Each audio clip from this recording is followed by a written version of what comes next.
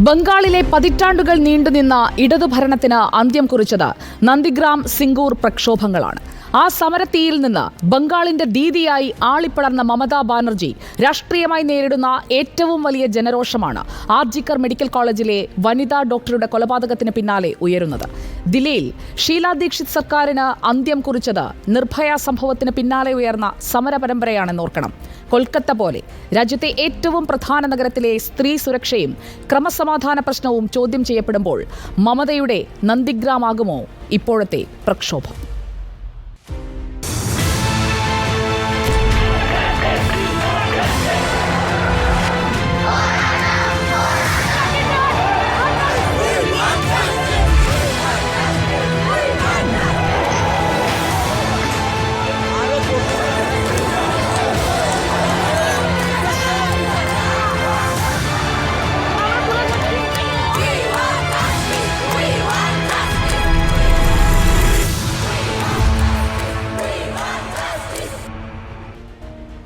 വനിതാ ഡോക്ടറുടെ ബലാത്സംഗ കൊലയെ തുടർന്ന് ഉയരുന്ന ജനകീയ പ്രക്ഷോഭം ബംഗാളിൽ രാഷ്ട്രീയ മാറ്റത്തിന് കാരണമാകുമോ എന്നാണ് രാജ്യം ഉറ്റുനോക്കുന്നത്. 3.5 പതിറ്റാണ്ടോളം തുടർച്ചയായി സംസ്ഥാനം ഭരിച്ച CPIM-നെ അധികാരത്തിൽ നിന്ന് താഴെയിറക്കിയതും ഇതുപോലെയുള്ള ജനരോഷമായിരുന്നു. ബംഗാൾ രാജ്യം കണ്ട എല്ലാ വലിയ രാഷ്ട്രീയ പ്രക്ഷോഭങ്ങൾക്കും അടിത്തറ പാകിയ നാട്. ജനകീയ പോരാട്ടങ്ങൾ വ്യവസ്ഥിതികളെ മാറ്റിമറിച്ചതിന്റെ നിരവധി ഉദാഹരണങ്ങൾ പറയാനുണ്ട് വങ്കനാടിന്. കൊളോണിയലിസത്തിനെതിരായ ദേശീയ സ്വാതന്ത്ര്യ സമര പോരാട്ടത്തിന് ഇന്ധനം പകർന്ന മണ്ണാണത്. എതിരാളികളില്ലാത്ത വിധം ബംഗാളിൽ സമഗ്രാധിപത്യം നേടിയ CPIM-നെ അധികാരത്തിൽ നിന്ന് തൂത്തെറിഞ്ഞതും ഒരു ജനകീയ പോരാട്ടമാണ്.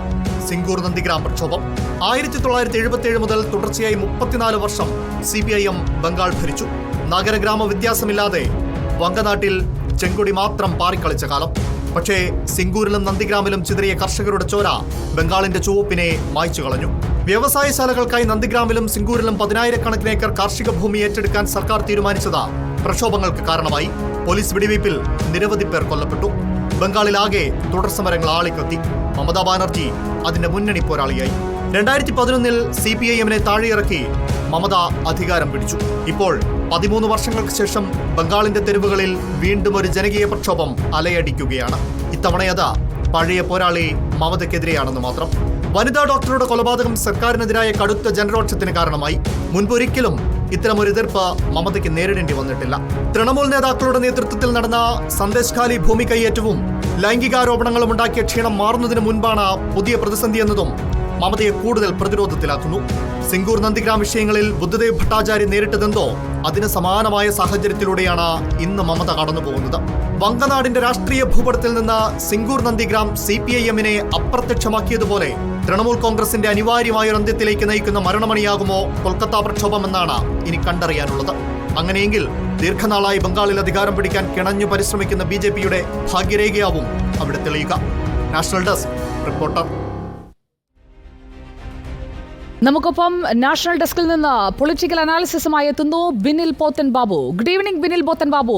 മമതാ ബാനർജി ബംഗാളിന്റെ ചരിത്രത്തിലെ തന്നെ ഏറ്റവും വലിയ ജനരോഷത്തിൽ ഒന്നിനെയാണ് നേരിടുന്നത്. ഒരു രാഷ്ട്രീയ മാറ്റം ഉണ്ടാക്കാനായുള്ള ശ്രമങ്ങൾ മറുഭാഗത്ത് BJP വളരെ ശക്തമായി തന്നെ നടത്തിക്കൊണ്ടിരിക്കുന്നു. CV ആനന്ദബോസ് എന്ന ബംഗാൾ ഗവർണർ ഡൽഹിയിലെത്തി നടത്തുന്ന കൂടിക്കാഴ്ചകളും അതിന്റെ ഒരു സൂചനയായി നമ്മൾ കാണുന്നു. കൊല്ലപ്പെട്ട യുവതിയുടെ അമ്മ ചോദിച്ചത് വീട്ടിലെ ലക്ഷ്മിക്ക് സുരക്ഷയില്ലെങ്കിൽ പിന്നെ മമതയുടെ ലക്ഷ്മി ഭണ്ഡാറിന് എന്തർത്ഥമെന്നാണ്. ഇതുപോലെയുള്ള ചോദ്യങ്ങളിൽ നിന്നാണ് നന്ദിഗ്രാം അടക്കം വലിയ രാഷ്ട്രീയ മാറ്റത്തിനുള്ള വരയവിടെ തെളിച്ചിട്ടത്. ഇപ്പോൾ നമ്മൾ കാണുന്നത് എന്താണ് ബിനിൽ? ഉറപ്പായും സുജയ പാർവതി, ബംഗാളിൽ മമതാ ബാനർജി നേരിട്ടിട്ടുള്ള ഏറ്റവും വലിയ രാഷ്ട്രീയ ചൂടാണ് നിലവിൽ ഉയർന്നത് എന്ന കാര്യത്തിൽ സംശയമില്ല. അവിടെ വൈകാരികമായ വലിയൊരു തലം രൂപപ്പെട്ടിരിക്കുന്നു.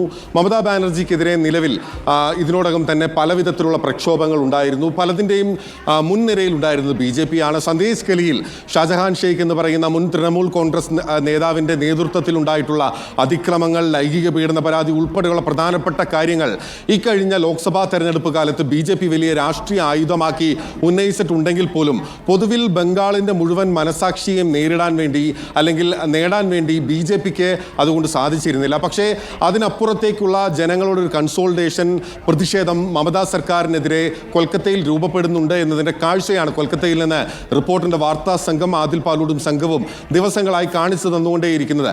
ആർജിക്കർ ആശുപത്രിയിലെ സമരഭൂമിയിലേക്ക് എത്തുന്നത് സാധാരണക്കാരാണ്, സ്ത്രീകളാണ്, അമ്മമാരാണ്, കുഞ്ഞുങ്ങളെ, കൈക്കുഞ്ഞുങ്ങളെ എടുത്ത് ഉൾപ്പെടെ രാത്രിമെന്നോ പകലെന്നോ ഇല്ലാതെ കൊൽക്കത്തയുടെയും ബംഗാളിൻ്റെ പലയിടങ്ങളിലും രാജ്യത്തിൻ്റെ വിവിധ ഭാഗങ്ങളിൽ അഭയ എന്ന് പറയുന്ന നമ്മൾ പറയുന്ന ആ പെൺകുട്ടിക്ക് വേണ്ടി, വനിതാ ഡോക്ടർക്ക് വേണ്ടി ആളുകൾ തടിച്ചു കൂടിക്കൊണ്ടേയിരിക്കുകയാണ്. ദീദിക്ക് തന്നെ ഒരു ഘട്ടത്തിൽ സ്വന്തം പോലീസിനെതിരെ, സ്വന്തം സർക്കാരിനെതിരെ തന്നെ പുറത്തേക്ക് ഇറങ്ങേണ്ടി വന്നതും ഈ വിധത്തിലുള്ള ഒരു ജനരോഷത്തെ മുന്നിൽ കണ്ടുകൊണ്ട് തന്നെയാണ്. 4 പോയിന്റുകളിലാണ് മമതാ ബാനർജിക്ക് ഈ വിഷയത്തിൽ പിഴച്ചത് എന്ന് തന്നെ പറയേണ്ടിയിരിക്കുന്നു. ഒന്നാമത്തെ കാര്യം, ഈ മുൻ പ്രിൻസിപ്പൽ ആയിട്ടുള്ള വ്യക്തിക്ക് പുനർനിയമനം നൽകിയ വിഷയത്തിൽ അദ്ദേഹത്തെ സംരക്ഷിക്കുന്നു എന്നൊരു വികാരം, അതായത് ഈ പീഡകർക്കൊപ്പം നിന്നു എന്ന് ആരോപിക്കപ്പെടുന്ന അല്ലെങ്കിൽ കേസ് തേച്ചുമാച്ചു കളയാൻ ശ്രമിച്ചു എന്ന് പറയുന്ന വ്യക്തിക്ക് പുനർനിയമനം നൽകിയതിലൂടെ ഇവർക്കൊപ്പമാണ്, ഇരയ്ക്കൊപ്പമല്ല വേട്ടക്കാരനൊപ്പമാണ് മമതാ ബാനർജി എന്ന പ്രചാരണം വളരെ ശക്തമായി മുന്നോട്ട് വരുന്നു. അത് സ്ത്രീകൾ ഉൾപ്പെടെ ഏറ്റെടുക്കുകയും ചോദ്യം ചെയ്യുകയും ചെയ്യുന്ന കാഴ്ച നമ്മൾ കണ്ടു. രണ്ടാമതായി അവിടെ പ്രാദേശികമായ വിധത്തിൽ സുരക്ഷാ പ്രശ്നങ്ങൾ ഉണ്ടായി.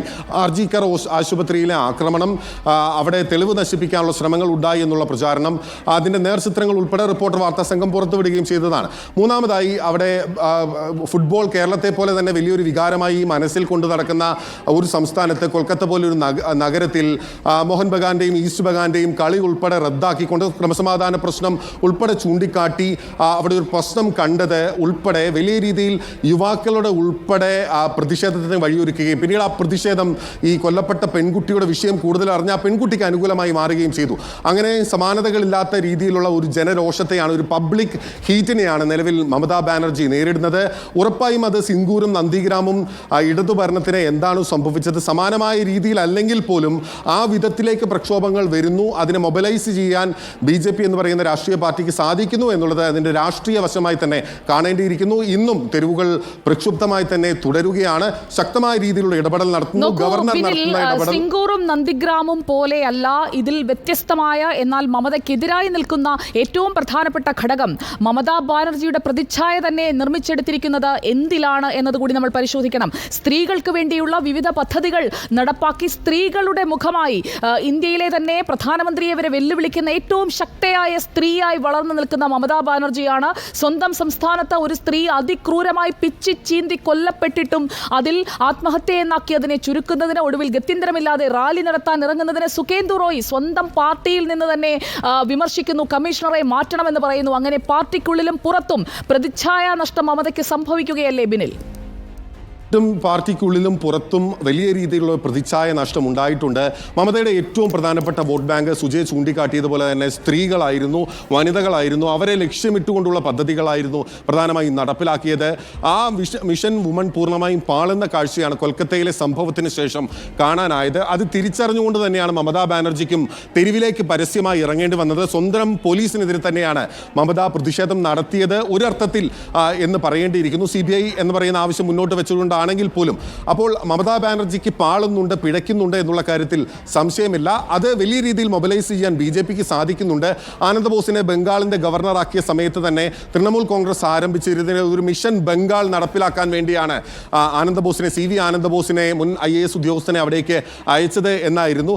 അദ്ദേഹം ഇപ്പോൾ നടത്തുന്ന നീക്കങ്ങൾ വേഗത്തിലുള്ള നീക്കങ്ങളാണ്. അദ്ദേഹം പ്രധാനമന്ത്രി നരേന്ദ്രമോദിയെ, ആഭ്യന്തരമന്ത്രി അമിത്ഷായെ ഉൾപ്പെടെ കാണുന്നുണ്ട്.